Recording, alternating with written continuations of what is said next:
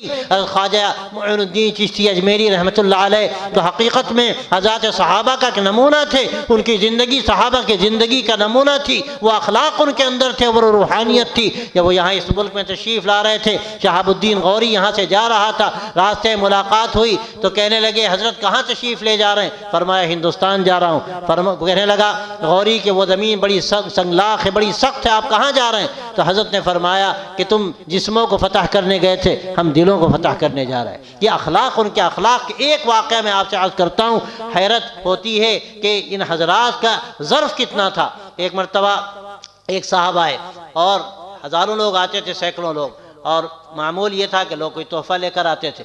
تو ایک صاحب نے سوچا کہ حضرت تو کھول کے دیکھتے بھی نہیں، حضرت کا معمول یہ تھا کہ شام کو جو جمع ہوتا تھا فرماتے تھے کوٹھی میں ڈال دو، اور ہفتے میں ایک دن طے تھا کوٹھی کھولی جاتی تھی اور اعلان ہوتا تھا جس کا جو جی چاہے لے جائے۔ تو ان صاحب نے کہا حضرت تو دیکھتے بھی نہیں، انہوں نے کیا کیا ہے خوبصورت سا پیکٹ بنایا، اس میں مٹی بھری اور حضرت کی خدمت پہ لا کر پیش کر دی، یہ سوچ کر کہ حضرت کو کیا پتہ لوگ اٹھا لے جائیں گے۔ جب وہ چلے گئے اور شام کا وقت ہوا تو اقبال سامان لے جانے لگے سمیٹ کر۔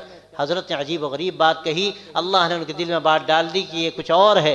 حضرت نے فرمایا کہ اقبال اس کو مت لے جاؤ، یہ میری آنکھوں کا سرما ہے، اقبال اس کو نہ لے جاؤ، یہ میری آنکھوں کا سرما ہے۔ حضرت کو احساس ہو گیا کہ یہ لے جایا جائے گا، کھولا جائے گا، تحقیق ہوگی کہ کون بدبخت ہے جو حضرت کی خدمت میں مٹی لے کر آیا اور اس کو نہ جانے لوگ کیا کیا کہیں اور اس کو کتنی شرمندگی اٹھانی پڑے۔ اس کو شرمندگی سے بچانے کے لیے جس نے حضرت کی شان میں گستاخی کی، اس کو شرمندگی سے بچانے کے لیے فرماتے ہیں اقبال اس کو نہ لے جاؤ، یہ میری آنکھوں کا سرما ہے۔